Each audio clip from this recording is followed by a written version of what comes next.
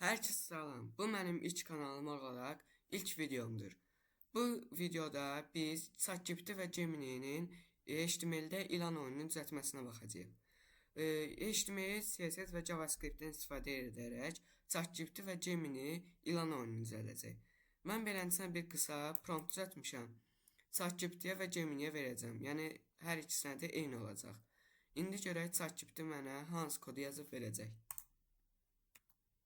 Gördüğünüz kimi ChatGPT oyun kodu hazırlamıştır ve ümumiyyətlə 258'den kod tutmuştur. Burada JavaScript ve HTML'den istifadə olunub. Mən onun üçün index HTML hazırlayıb gəldim. Gördüğünüz gibi kodu buraya yapıştırdım ve görək ChatGPT hansı oyunu düzəltmişdir. Gördüğünüz gibi neon stilini dediğim kimi eləyib. Başlamak için başla və space, enter. Baxaq. WASD ilə oynamaq olur. Oxlarla oynamaq olur. Və uzunluq da artır. Sürətimiz də var. Orta. Dayandırmaq da var. Neon qara temada oyunun meyvə yiyin, uzanın, divarı və özünüzə toxunmayın. Kənarlar dəymə oyun bitər. Öz bədəninizi kəsməyin. Planlı dönün. Uzandıkça sürət. Yəni bizim sürətimiz var. Xalımız var. Yəni heç bir mani yoxdur. R düyməsi yenidən başlamaq yoxdur. İndi bunu ChatGPT yazaraq deyəcəm. Siz mənə gözləyin. Mən oyunu analiz etdim. Bir neçə səhvlər çıxdı. Game over olandan sonra oyun yenidən başlamadı. Və oyunu analiz edib səhvlərini tapıb düzəltməsini istədim. Görək o hansı kodları verəcək. Bizə iki variant verildi. Bir A variantı, bir B variantı. Mən burada A variantını seçdim. Ümumilikdə 220 kod etdi. Görək ChatGPT necə düzəldib.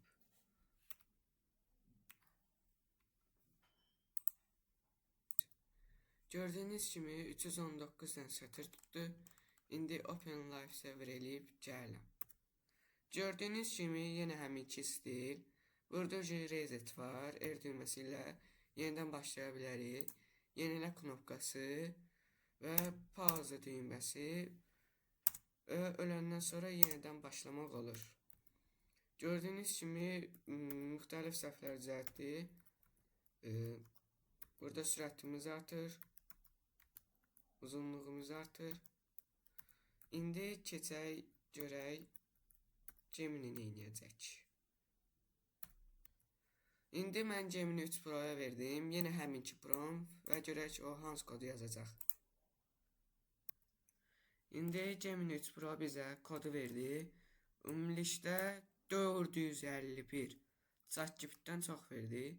Görək bu qədər kodla ChatGPT-ni keçə biləcəkmi?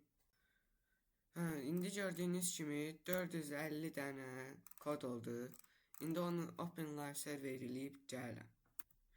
Gördüğünüz kimi oyun başlayan kimi beləncə bir məlumat gəlir. İdarə etmə, hədəf, qaydalar. Başa düşdüm, oyuna başlayaq. Oyun bitdi. Bu ChatGPT-dəkindən daha detallıdır. Mənə ən çox bu xoşuma gəldi. Təlimat parametrləri. Bu həmin şeylərdir. Burada oyunu pauza etmək olur. Yenidən başlatmaq olmur. Və sürətimiz artmır. Bu daha sadə və daha yaxşı ilan oyunudur. İndi mən bunu səhvlərinə baxıb Gemini'yə bir prompt yazıb gələm. Mən kodu oyunu analiz etdim və bir neçə səhv tapdım. R düyməsinə basanda restart olmasını dedim. Uzunluğun artdığında da sürətinin artmasını dedim. İndi görək Gemini bizə nə verəcək.